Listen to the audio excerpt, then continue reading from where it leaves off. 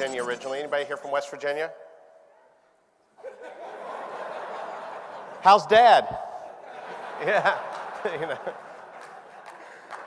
Actually, most people don't raise their hand. It's weird. I gave a talk in West Virginia. Nobody raised their hand. I don't know why that is. Yeah, no, I graduated high school, though, in West Virginia with a 1.86 GPA. Now, I know that doesn't sound great, but I was valedictorian, all right?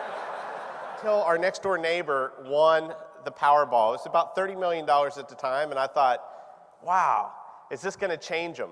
And the answer is it really didn't, and I was really blown away by that. You can see, I mean, they didn't move. They added on to their place, but they were really blown away with what, yeah, it's quite interesting to see how money changes some but not others.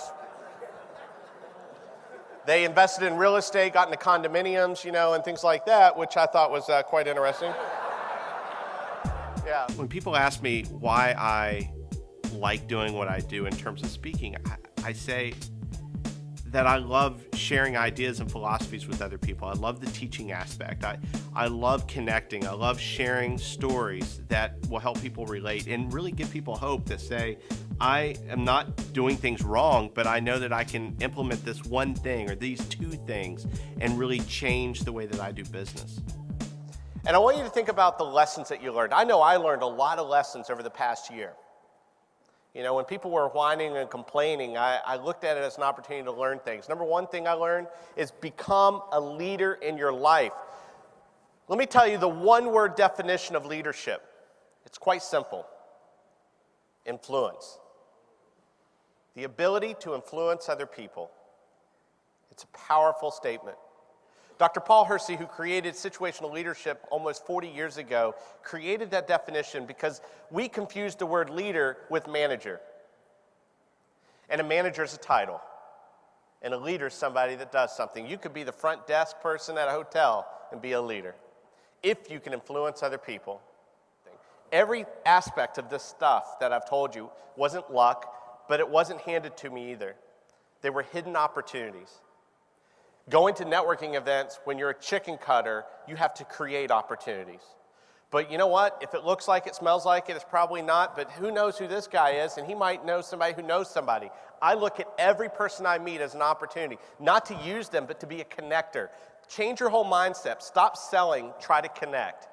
Be a connector. Let me know about you so I can tell you how I can help you. That's all I do. I don't cold call, I don't sell. 85% of our business is repeat or word of mouth, period. But what's prevented you? Well, there's some barriers. Judging instead of helping. It's so easy to judge other people instead of being a part of the solution. Getting caught up in other people's business. Everybody seems to do that. Everybody seems to be the expert on everybody else's life. Being aware of not only what, but who's holding you back. And a lot of times you're your own worst enemy. See, everyone in here, and I don't have a slide for this, but everybody in here has two fears. What if I'm not good enough? And what if I fail? Those are the two big fears that hold everybody back. What if I'm not good enough? And what if I fail? And you know what? When people get angry, that's a manifestation of fear. People only get upset because they're fearful. Now, this is really interesting to me. When I've put this up here, what other people think of me, I want you to think about it in terms of this. Next time someone tries to have a little attitude with you or they try to criticize you, I want you to think two things. Number one, if someone's criticizing you, you must be doing something right.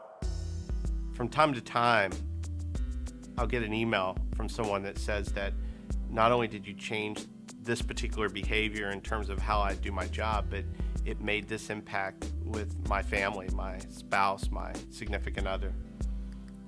It's a really humbling thing to get something like that, but it gives me purpose. It gives me the drive to be away from the family, to be gone over a weekend, to do the things for my customers because I know that I can make a difference in not just the organization, but in people's lives. There's a direct correlation between being successful in business and being happy in your personal life. And if we can help people find that connection, boy, that's success.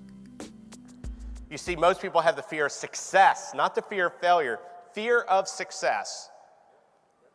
I won't be able to handle the success subconsciously, so you sabotage it. I see the ways I might disappoint people. If I do this, I don't know, like what if it just doesn't work? See, people aren't really afraid of success but failing after they achieve the success, and this is the mentality. The mentality is that it hurts way more to fall from 50 feet than from 2 feet. So I don't want to try real hard. Your business brand's really easy. Why do customers remember me? What are you doing? Are you leaving that note that says, please pay me cash? Or are you doing something memorable? Problems are going to happen. You just take accountability and move forward. How do they feel after they deal with you? How will they find me? Social media is the way to go. Internet marketing is not a way, it's the way. My 4.5-year-old daughter knows how to use an iPhone, knows how to upload pictures on Facebook. At 4.5, we are just at the curve of this bell curve that's going to rocket to the sky. The challenge that actually we're faced with is people that say, well, I'm not familiar with these philosophies. But once we cross over that hurdle and they speak to other customers that use this year after year after year, it all makes sense and it typically ties in together. You have to identify and put a price on what are you willing to sacrifice and do to maintain your integrity. Look at your willingness to serve, willingness to go beyond the call of duty. And all you got to do is be upfront. I want to be transparent. I make mistakes, and sometimes my team makes big mistakes. But I can't blame the team. I blame me. I take accountability. You take accountability. And people will respect you more. And by the way, if they don't, what you think of me is none of my business. But I know I'm doing the right thing. And I think the ultimate is just really that social intelligence, what I call sensory acuity, just being aware of what's going on around you. You guys are here.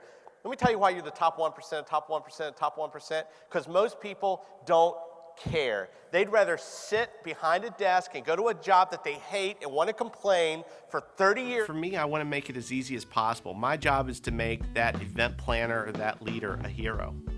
And the way I make them a hero, A, is be not difficult to work with and to be able to understand what their needs are. Not deliver some canned talk, but really be able to go in and say, what are your challenges? Not just with the selling or the customer service or the leadership, but what are the personalities like? What do you want to achieve? What are you doing right now? And how can we blend these things together? And I find that when you do that, you do more than just a gig.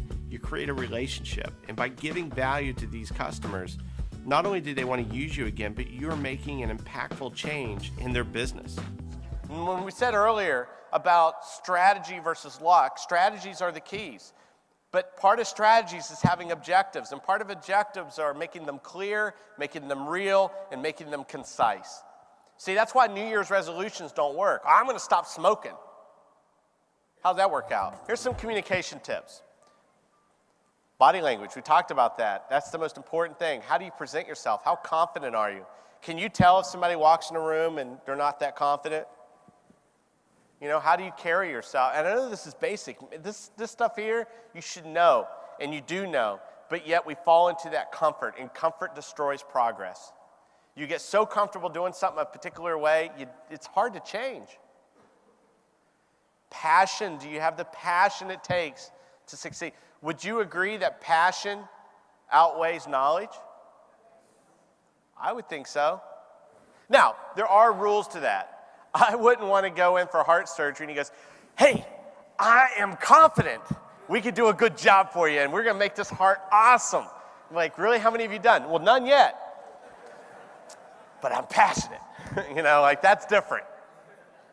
But in our business, it is. It's truly contagious to be able to have that passion and having fun. Life is about fun. Life, when you're having fun, will make you live longer.